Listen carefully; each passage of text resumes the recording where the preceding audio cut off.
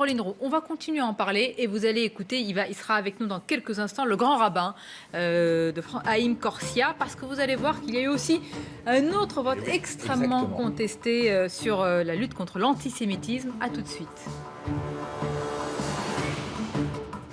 Merci d'être avec nous et surtout avec nos invités. Nous parlons depuis tout à l'heure de cette polémique autour de la mosquée de la discorde, d'ailleurs à Strasbourg, avec évidemment ce financement. On a écouté des extraits de ce responsable de l'association qui est incriminé, en tout cas pointé du doigt, notamment par le ministre de l'Intérieur, mais par vous tous et en particulier les élus sur ce plateau. Alors, il y a un autre point qui est essentiel, c'est que le conseil municipal de Strasbourg a voté aussi contre une résolution en faveur de l'adoption de la définition de l'antisémitisme de l'Alliance internationale pour la mémoire de l'Holocauste. Évidemment, le grand rabbin de France a réagi et je leur remercie d'être avec nous. Bonjour à vous, Haïm Corsia. Bonjour. Vous avez dit que ce vote, c'est en dépit de tout. Vous avez dit que la capitale européenne, quand même, ne fait preuve ni de cœur ni de bon sens. Oui, parce que cette définition qui dit simplement que toute forme d'antisémitisme est un antisémitisme. Il n'y a pas une forme acceptable et une forme inacceptable. Ce que le Parlement français national a reconnu, ce que l'Europe a reconnu, ce qu'une ville comme Paris a reconnu, Nice. Et donc, faire un vote pour arriver à dire non, c'est pas laisser la liberté de mandat, c'est une façon de dire on ne veut pas de cette définition. Il y a une forme d'antisémitisme, en l'occurrence l'antisionisme, c'est-à-dire la haine d'Israël, non pas pour dire que les dirigeants prennent telle ou telle décision inacceptable, mais que le simple fait de l'existence d'Israël est une insulte aux valeurs que certains défendent. Ce que je trouve dramatique, c'est la rencontre incroyable de ces deux votes au même moment, à la fois une façon de dire l'antisionisme n'est pas de l'antisémitisme, et en même temps, on soutient un groupe, un projet porté par une association qui refuse de signer la charte des valeurs républicaines. Voilà la question que je pose. Donc, est-ce que c'est une donnée électorale, du clientélisme? Je ne comprends pas cette obsession de ces deux votes en plus au même moment. Vous avez esquissé les questions que l'on se pose autour de ce plateau, Haïm Corsia, électoralisme et puis compromission également, porte ouverte à l'entrisme islamiste, peut-être les deux, c'est ce que vous pointez également? Non, c'est-à-dire que Strasbourg est une ville symbole. Permettez-moi de vous dire, on se bat et je me bats pour que Strasbourg garde ce lien à l'Europe. Tant et tant de pays voudraient avoir qu'un seul lieu de parlement. Et la France et toutes les parties prenantes du pays se battent pour conserver ce Parlement européen, cette partie de l'Europe à Strasbourg. Prendre une telle décision, d'une certaine manière, c'est dire il y a une décision de l'Europe et nous, on est une autre forme d'Europe. Mais cette autre forme d'Europe ne peut pas nier le fait que le combat contre l'antisémitisme est un combat de chacun et un combat où on doit tous être déterminés. C'est d'ailleurs ce qui me gêne quand on crie à l'antisémitisme, là, autour des déclarations, par exemple, le livre du ministre de l'Intérieur. Si j'en parle, c'est parce que, à trop crier au loup, on affaiblit un combat. Comment dire que rappeler un fait historique, ce qu'a fait Gérald Darmanin dans son livre, en disant que Napoléon, dont je ne peux pas vous dire, j'en suis l'héritier, surtout en cette année du bicentenaire de sa mort, mais s'il y a un grand rabbin de France, c'est parce que Napoléon a voulu organiser le culte juif, le consistoire central, c'est-à-dire le rassemblement, la fédération de toutes les communautés juives de France, est issu de la volonté de Napoléon de réunir ce qu'on appelait le Grand Sanhédrin.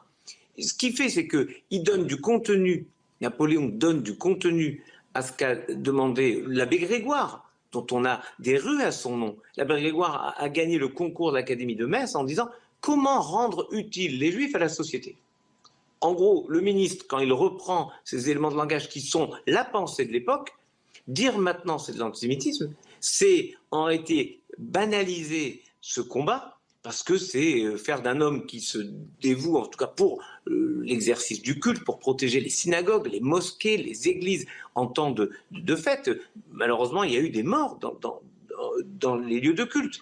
Et donc, au moment des Pâques chrétiennes, les églises seront protégées. Au moment de la Pâque juive, Pessah, les synagogues seront protégées. Au moment du début et la fin du Ramadan, les mosquées seront protégées. Donc tout ça, c'est un homme dont on ne peut pas dire qu'il est antisémite, puisqu'il s'est toujours battu et il se bat pour défendre les principes de laïcité. Et puis, j'oserais pas dire, puisqu'il n'a pas exactement le même âge que le général de Gaulle lorsqu'il a dit, c'est pas à son âge qu'on commence une carrière d'antisémite.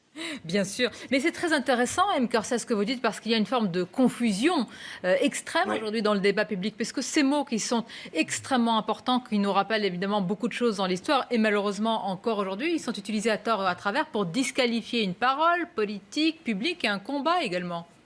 Oui, parce que, Sonia Mabrouk, ce que vous dites est bouleversant, parce que hier, c'était les 3 ans de l'assassinat de Myriel Knoll. Et dire, vous voyez, cette femme qui est assassinée parce qu'elle est juive par des petits dont elle s'occupait d'une certaine manière. Et cette femme est tuée parce qu'elle est juive. Et donc ça, c'est de l'antisémitisme. Battons-nous contre cet antisémitisme, des préjugés, cet antisémitisme du quotidien, plutôt que de jeter la face de tel ou tel, il est antisémite. Enfin, relisons la phrase, je me suis penché en me disant, est-ce qu'on peut le comprendre différemment? Enfin, le ministre dit une chose simple, Napoléon reçoit les doléances des populations d'Alsace, j'ai bonne mémoire, on rappelle un peu mon histoire, et qui disent les Juifs se livrent au pré-intérêt. Oui, c'était le seul métier qu'on leur laissait.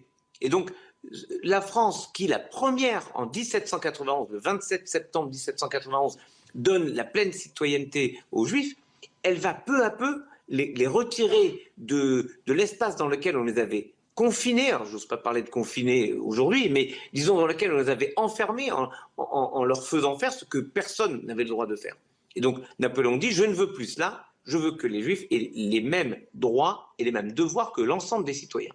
Et donc le consistoire créé avec le premier grand rabbin de France, le grand rabbin David Sinsheim, qui est une façon de rendre hommage à Strasbourg. Il était le grand rabbin de Strasbourg et il devient le grand rabbin de France, c'est-à-dire il porte l'ensemble de l'espérance des citoyens juifs français qui, à un moment, répondent à Napoléon. Si vous deviez combattre pour la France, le feriez-vous? Et ils répondent tous, et à leur tête David Sinsheim, oui, jusqu'à la mort. Aujourd'hui encore, on se bat pour la République jusqu'au bout. Passionnant, Haïm Corsia. Vraiment, merci à vous. Et vous l'avez rappelé, parce qu'on a tous une pensée pour la mémoire, évidemment, et la famille de Mireille Knoll, rescapée de la Shoah, qui a été assassinée, c'était à son domicile il y a 3 ans, parce qu'elle était juive. Et l'antisémitisme, voilà, un combat de la République et un combat quotidien. Merci encore, Haïm Corsia. Merci. Et bonne fête de Pessah. À vous. Merci, Haïm Corsia. Vous voulez réagir à ce qui vient d'être dit, Maître? Oui, je trouve ça très